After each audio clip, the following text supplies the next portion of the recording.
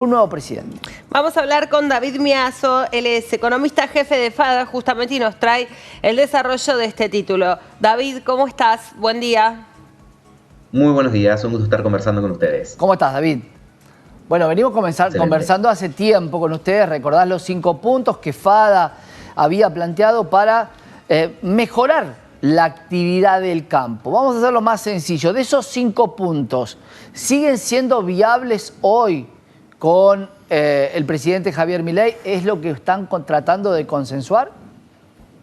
Sí, creo que no solamente siguen siendo viables, sino que hoy son muy probables que se lleven a cabo. Una mínima corrección, nosotros hablamos de 4 puntos. 4, perdón. Que decíamos son las condiciones necesarias sobre las cuales construir, en general, una capacidad exportadora para el agro y para cualquier otro sector, que son básicamente $1, 0 retenciones, 0 restricciones a las exportaciones y reglas de juego claras. $1, que es básicamente la unificación cambiaria. Hay que ver en qué tiempos el gobierno lo va a poder hacer, pero creo que han dicho bastante claramente que hacia ese lugar quieren ir. 0 restricciones a las exportaciones, creo que ha sido alguna de las cosas que han propuesto que van a hacer de manera inmediata. O sea, creo que es algo que deberíamos esperar para la primera semana del nuevo gobierno. Y las retenciones también, tanto Milei como sus principales referentes agro han dejado una clara intención de ir hacia una eliminación.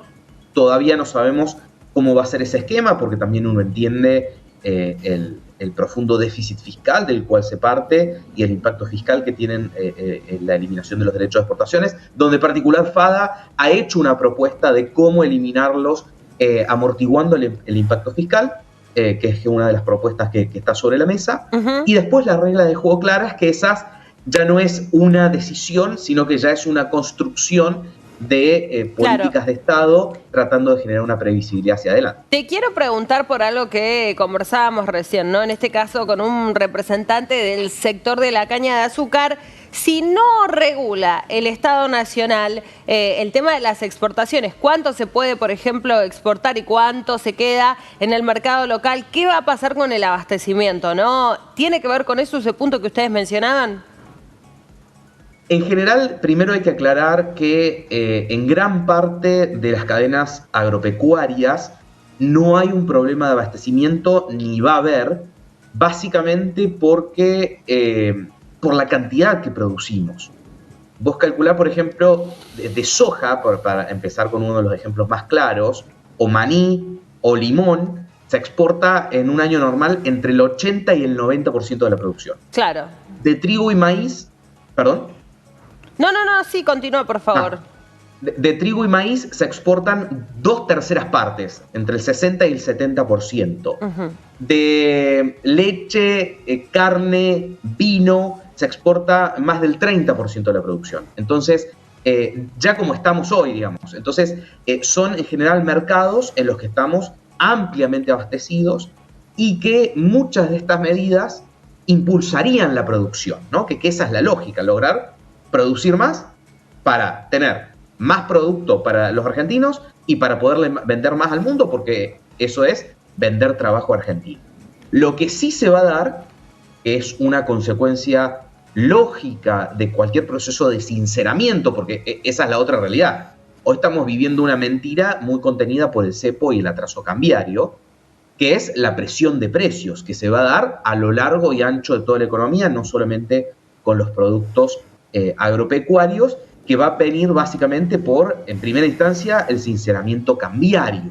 Y eso claramente va a generar una presión de precios y una dificultad para todos nosotros los consumidores, que ya venimos con el poder adquisitivo muy debilitado y que se va a continuar debilitando con este primer pico inflacionario que seguramente termine generando el sinceramiento, que es, por otro lado, lo que Massa trató de postergar todo lo posible y tirárselo o a sí mismo si ganaba, o a Milei en este caso que ganó después del 10 de diciembre.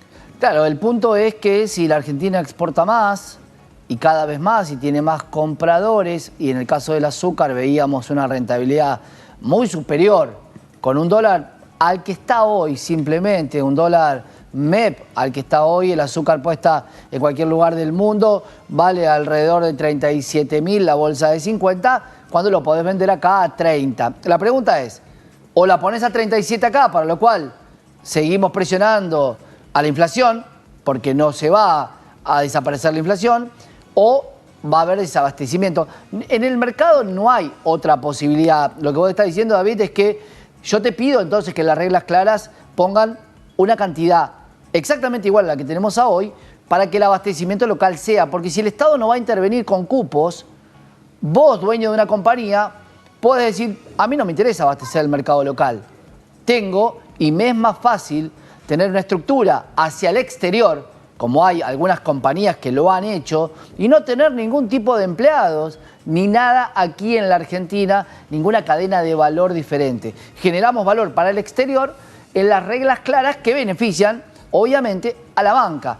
Entonces digo, reglas claras, reglas claras. El abastecimiento está en peligro si el libre comercio existe. ¿Por qué? Vos me dirás, bueno, no, pero alguien venderá de forma local. ¿Por qué va a vender a alguien de una manera mucho más bajo el precio si lo puede vender afuera? Bueno, ahí lo primero es, el abastecimiento no está en peligro, porque producimos lo suficiente para todos los argentinos y para exportar. La pregunta, sí, David... si se exporta más y lo compra más... la capacidad de pago de los argentinos. Okay, y ahí ha estado gran parte del problema de diagnóstico y de políticas cerradas de gran parte de la historia argentina, no solamente lo más reciente. Solucionar el problema de fondo, que es que los argentinos no ganen lo que deberían, ese es el problema, y eso es lo que hay que solucionar, generar inversión, exportaciones y trabajo para que los argentinos ganen lo que deberían y puedan pagar lo que valen las cosas. Bueno, la solución no es, y ha estado muy claramente demostrado, el efecto nocivo sobre la producción, cerrar exportaciones, poner cupos, poner un tipo de cambio artificial, poner retenciones, porque eso en el mediano plazo lo único que te genera es que la producción sea menos de la que puede ser. La pregunta... Si es menos de la que puede ser, ahí sí aparece el desabastecimiento, ahí sí aparece el estancamiento económico, ahí sí aparece la falta de divisa.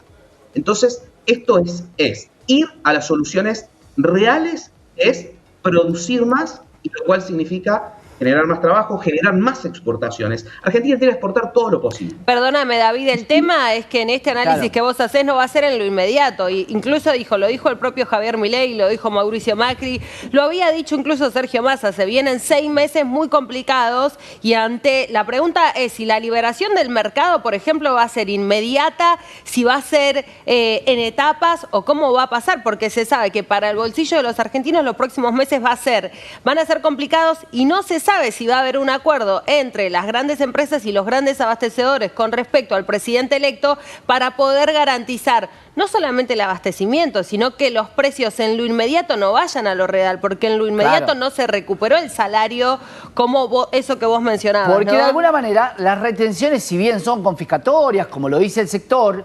por supuesto que tiene una sequía ahora y es muy real, y sectores que tienen limitaciones en la producción.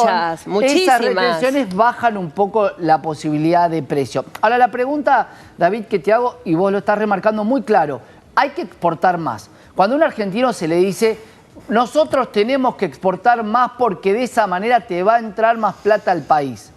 No, porque si no me van a entrar retenciones, el jubilado no depende de que una compañía exporte más, porque si no, deberían explicar cuál es el círculo virtuoso, que no sea el efecto derrame, para que el argentino que gana 2,50 pesos tenga que pagar el azúcar en vez de 30, 37, 40, y eso en la economía funcione.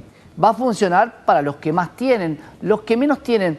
Pero necesito, David, en serio, que me expliques el círculo virtuoso de exportar más sin retenciones, sin restricciones, y que puedan hacer lo que quieran con el comercio exterior. Bueno, se me fue un tema que traía de antes, pero para responderte. A ver, acá la cuestión no es que el azúcar valga menos que afuera, sino que los argentinos podamos pagarlo. Y ahí está el problema de fondo. Y ahora me acordé lo que quería decir. Porque yo cualquier cuestión artificial que haga, y acá en los tiempos del ajuste, que era lo que estaban mencionando recién, cualquier cuestión artificial que haga para postergar ese encuentro entre el precio internacional y el precio local es inflación futura. O sea, si yo hago algo para que todavía no se encuentre el precio local con el internacional y lo haga en algún momento en el futuro, es inflación en el futuro. Y acá lo que el gobierno necesita y su plan de estabilización va a necesitar es que todo se encuentre muy rápido para sincerar la economía y de ahí, a partir de ahí construir. Claro, de pero lo contrario, va a tener el pico inflacionario ahora, va a tener el pico inflacionario dentro de un año cuando trate de sanear esa parte que le faltó y va a seguir teniendo el efecto inflacionario hacia el futuro. ¿Por qué? Porque lo único que yo logro con cualquiera de este tipo de cosas que de alguna manera artificialmente intento desacoplar los precios es una inflación postergada, que en algún momento la voy a tener. Como de hecho ha sido atrasar el tipo de cambio, atrasar las tarifas, no ha sido evitar subas, ha sido postergarlas hasta que eso no sea sostenible. Eso por un lado. Y por otro lado, y ahí creo que hay un error de fondo, es exportar significa generar inversión, generar trabajo, incentivo a producir, y los invito a recorrer el interior del país, que es donde uno lo ve muy claramente. Les nombré al principio algunos ejemplos de actividades que exportan el 90% de lo que producen y claro, es el 90% de todos los empleos que eso genera, no existiría el movimiento económico. ¿Cuánto de las retenciones cobran los jubilados, David? ¿Qué vamos a hacer cuando no haya retenciones y los jubilados no cobren? Van a ir a golpear las tranqueras a decir, che, pero ustedes daban algo para que nosotros tengamos una jubilación digna y podamos vivir, y encima el azúcar vale, en vez de 30, vale 40. El sinceramiento está muy bueno, pero es para el que pueda subsistir entonces. Y ahí fuiste un poco a por dónde entonces pasan los resultados, o pasan las posibles soluciones o amortiguar los impactos. En general, es mucho más transparente y realmente llega un subsidio a la demanda, como podría ser algún tipo de ayuda específica a todos los sectores más vulnerables, ayuda monetaria específica a todos los sectores más vulnerables, para que de alguna manera puedan amortiguar el impacto de sus ingresos, que cerrar las exportaciones. No se están cerrando, se están poniendo retenciones. Digo esto, este es un país donde dice, los impuestos hay que pagarlos, pero no me los cobres a mí, cobráselos a él.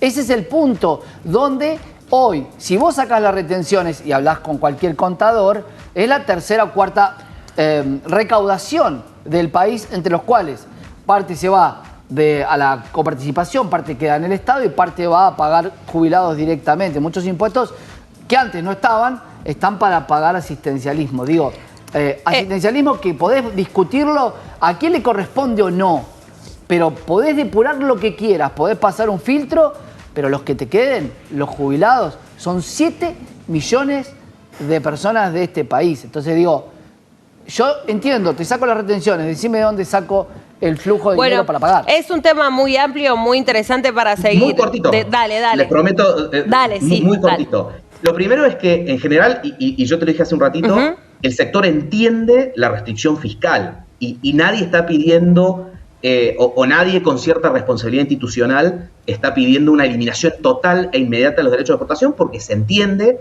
De hecho, yo te mencionaba, EFADA tiene una propuesta para amortiguar ese impacto fiscal, para diluirlo en el tiempo. Entonces, esa es una realidad. Y otra es, para cerrar, quedamos con eso solamente, que los derechos de exportación, y sobre todo en esta magnitud, no existen en Uruguay, Paraguay, Brasil, Estados Unidos, Canadá, Australia, Nueva Zelanda, ni Ucrania. Es decir, que son una excepción a nivel mundial, incluso en países como los de la región, que tienen problemas sociales iguales o en algún caso vienen de lugares más profundos que nosotros. Pero bueno. Debatámoslo después de ese punto, volvamos a hablarlo. Volvamos a conversarlo. Hay mucho para hablar. No existe la banda de flotación cambiaria, no existe el dólar, no existe el cepo, no existe el MEP, no existe el CCL. Inventos argentinos, lo podemos debatir, David. David, gracias. Un gusto conversar con